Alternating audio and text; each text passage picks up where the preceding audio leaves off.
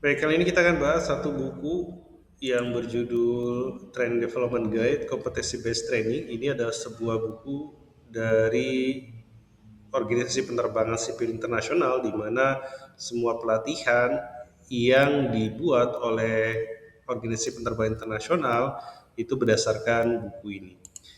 Ini adalah buku dengan nomor dokumen 9941 dengan judulnya Training Development Guide Competency Based Training. Ini adalah salah satu dari sekian buku untuk mendesain sebuah pelatihan berbasis kompetensi. Ada namanya buku ADDI, ada namanya Patrick, taksonomi Bloom dan sebagainya.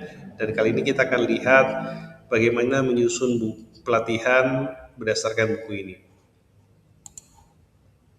Nah, di buku ini tuh juga membahas tentang apa itu definisi kompetensi. Ya, karena memang base dari buku ini adalah kompetensi based training guidance. Jadi memang buku ini mendesain sebuah pelatihan berbasis kompetensi. Di buku ini juga dibahas dalam sebuah definisinya atau glosarinya apa itu kompetensi. Jadi kompetensi adalah kombinasi antara knowledge, skill, and attitude, dan saya kira semua di buku sama ya definisi kompetensi. Cuma nanti kita akan bedah apa itu knowledge, apa itu skill, dan apa itu attitude di topik atau di video berikutnya. Nah, versi dari buku ini itu menarik karena buku ini tuh mendefinisikan bagaimana menyusun sebuah pelatihan berbasis kompetensi. Yang pertama adalah kalau kita mau mendesain sebuah pelatihan berbasis kompetensi, kita tuh harus tahu dia kerjanya di mana, di bidang apa, di lokasinya di mana, alat bantunya apa, itu harus didetailkan secara spesifik karena tanpa mendetailkan secara spesifik, kompetensi based training atau hasil desain pelatihannya itu nanti agak sedikit melebar. Jadi di sini tuh dibahas 3 hal untuk bisa menyusun sebuah kompetensi, yaitu di mana kondisinya, di mana ruang kerjanya, alatnya, kemudian dalam kondisi apa. Jadi itu harus dibahas, didetailkan. Kemudian yang kedua, setelah tahu dia di mana tugasnya, di ruangan apa mungkin, di tempat apa, pada kondisi apa, kemudian seperti apa dia bisa melakukan pekerjaan itu pada tempatnya, pada kondisinya, dengan alat bantunya tersebut. Jadi dia dengan kondisinya dia bekerja dengan tempat itu dan alat, dia kemudian dia bisa apa? Dia harus bisa melakukan apa? Nah itu kemudian disebut dengan performance atau observable behavior.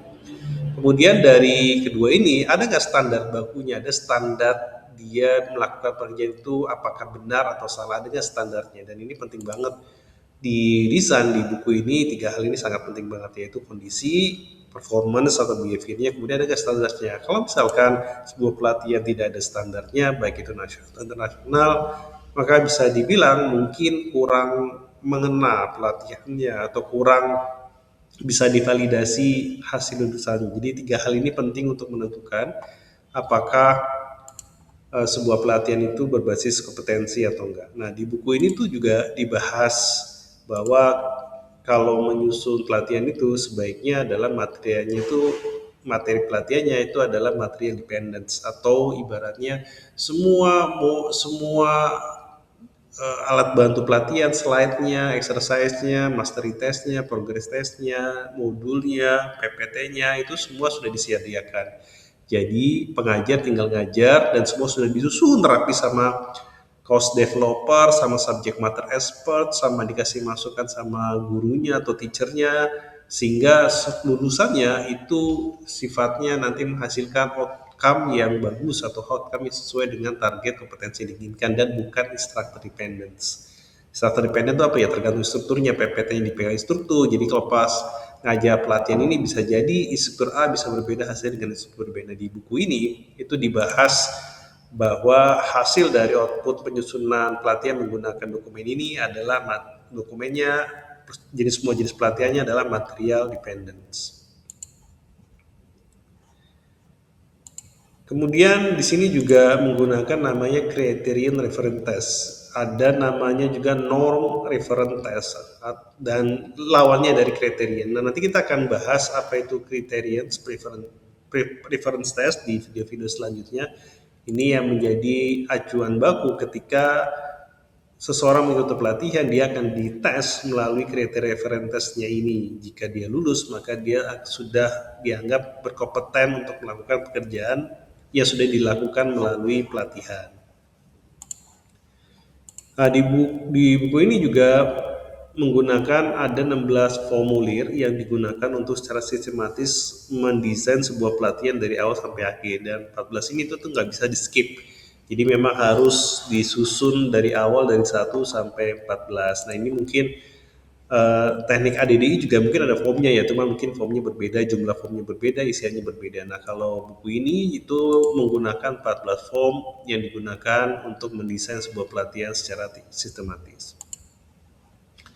Di buku ini juga dibahas masalah tentang intermediate objektif, modul objektif, task objektif, atau nanti mendefinisikan apa itu course objektif. Di sini juga dibahas.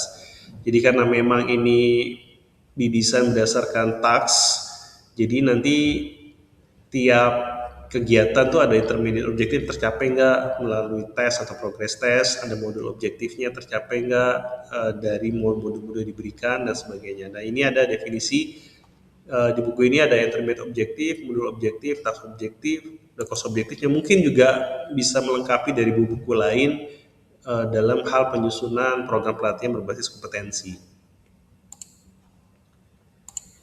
Nah, ini yang disebut dengan performance standar tuh yang tadi kita bahas, yang 3 kriteria bagaimana kompetensi based training itu dibuat, yaitu adalah apakah performanya itu ada standarnya, apakah performanya itu benar dan diterima, atau performa itu tidak benar atau tidak bisa diterima gitu ya. Jadi ini yang menentukan apakah sebuah pelatihan yang didesain secara kompetensi base itu bisa dibedakan antara performa yang standar dan performa yang tidak standar.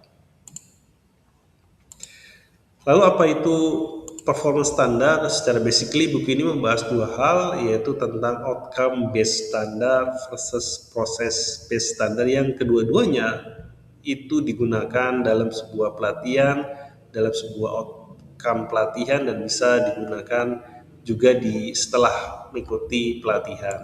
Ini kita akan bahas di video-video selanjutnya ya, tentang apa itu outcome based standard versus process based standard.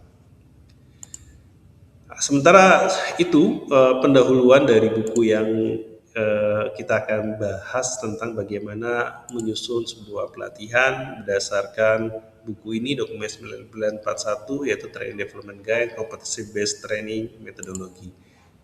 Nanti kita lanjutkan di video-video selanjutnya tentang apa isi-isi dari buku ini.